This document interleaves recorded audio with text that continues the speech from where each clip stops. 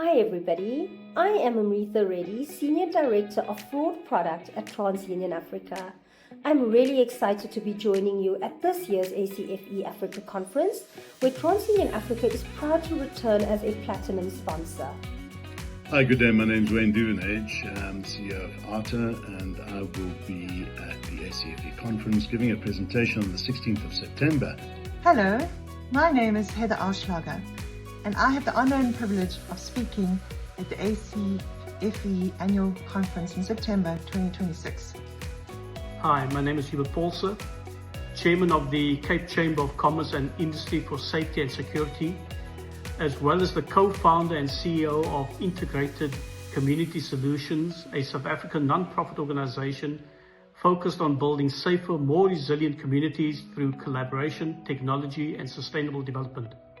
Together with Wayne Dawson, I will be presenting a session titled From Risk to Resilience, Building Safer Cities through Public-Private Partnerships, Technology and Community Collaboration. Digital evidence has become central to virtually all investigations and subsequent judicial hearings. In the past few months, several high-level cases was withdrawn due to challenges regarding the discovery of evidence before the trial. These challenges related to the manner in which digital evidence was managed and reviewed by the investigators in many instances as far back as 2010.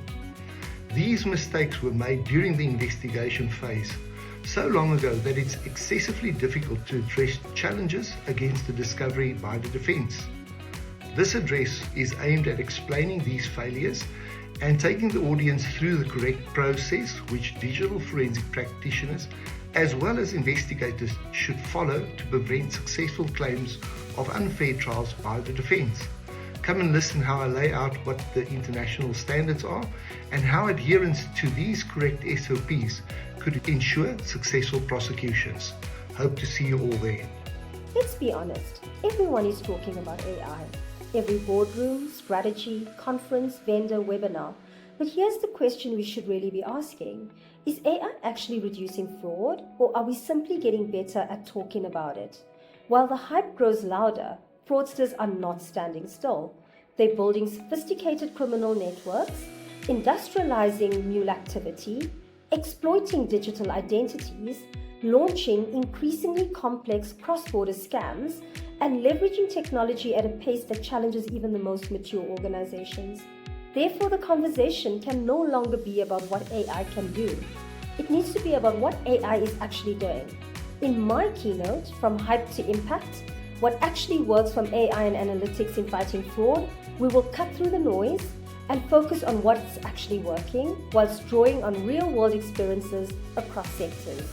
We will discuss where AI is creating real fraud-fighting impact, why some programs succeed while others fail, detecting fraud, mule activity and identity abuse much earlier, connecting intelligence across channels and borders, and reducing losses while improving customer outcomes. Because the goal ultimately isn't to only implement AI, the goal is to stop more fraud.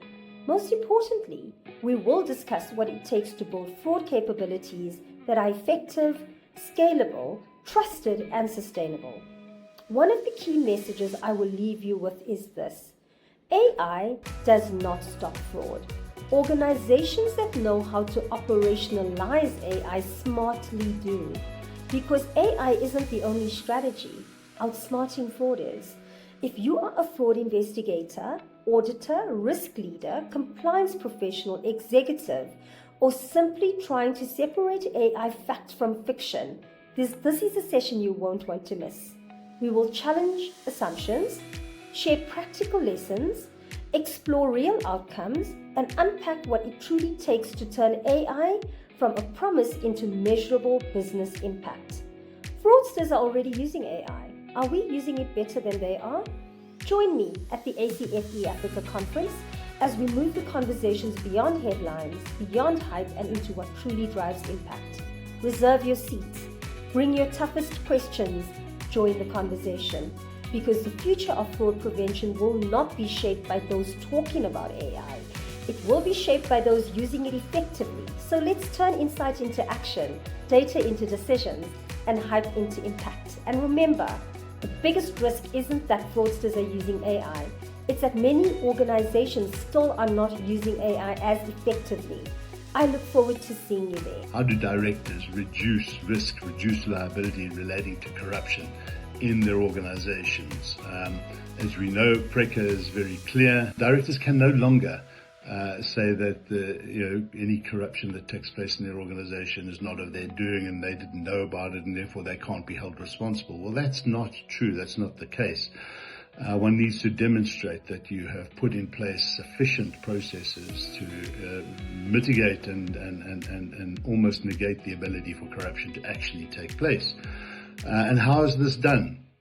Well, it's done through treating governance processes not as a simple tick box exercise, but as a benefit to an organization that gives you the assurance and the confidence that actually everything is in place. And so my presentation really is going to be around how to make this simple, how to do it to the extent that an executive manager or director of a company can actually be confident enough to say, you will not find corruption in our organization. This is with regard to whether the professional gatekeepers, including attorneys, accountants, auditors, doctors, architects, and others, are indeed being ethical, having integrity, and guarding the sluice gates from fraud and corruption. So looking at their role and the extent of professional enablers, which seems to be quite a key, relevant topic at the moment. We look at some legislation like FICA, anti-money laundering, legislation which deems professionals as accountable institutions, the Deeds Registry Act, POCA, and the Legal Practice Act, as well as the Criminal Procedure Act, some relevant legislation, and then go deeper into helping and assisting investigations to have crisper, tighter investigations.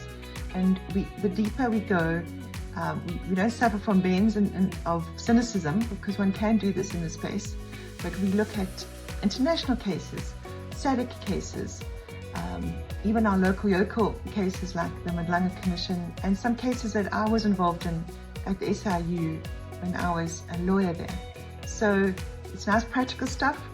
We will unpack some issues that arise from this, and what is a profession, who overseeing professionals. We certainly have an expansion of professionals today, and hopefully you can come and attend and really think about these important matters to assist us fight fraud and corruption. Thank you very much. Our presentation will explore why crime is more than just a policing issue, and how safety, economic growth, ethical governance, and community resilience are more closely interconnected. We will share practical insights from initiatives such as Josie My Josie and Philippi East, demonstrating how integrated partnerships, technology-enabled operations, and community-driven approaches can help transform vulnerable areas into safer, thriving environments. We look forward to engaging with you at the conference.